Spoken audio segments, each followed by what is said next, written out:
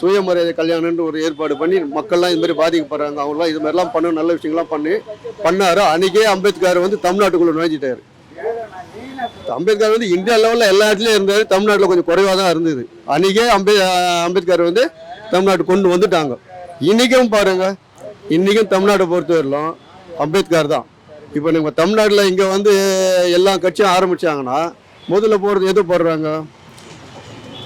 அண்ணா படத்தை போடுவாங்க. திமுகலேருந்து இப்போ எம்ஜிஆரும் சரி, ஜெயலலிதாவும் சரி, இப்போ தினகரனும் சரி, இது மாதிரி இதுலேருந்து பிரிஞ்சு போனவங்க எல்லாமே அண்ணா போட்டா போடுறாங்க.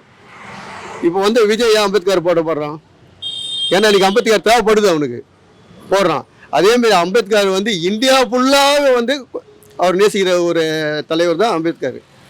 இந்த தமிழ்நாடு மட்டும் இல்லை, இந்தியா ஃபுல்லாக நேசிக்கிறது தான் அம்பேத்கர். இங்கே வந்து அண்ணா, தமிழ்நாட்டில் அண்ணா, ஆனால் இந்தியா ஃபுல்லாக நேசிக்கிற அம்பேத்கர் தான். அம்பேத்கர்லாம் யாரும் பேசுறதுக்கு அருகதை இல்லாத ஜனங்க யாராக இருந்தாலும் சரி.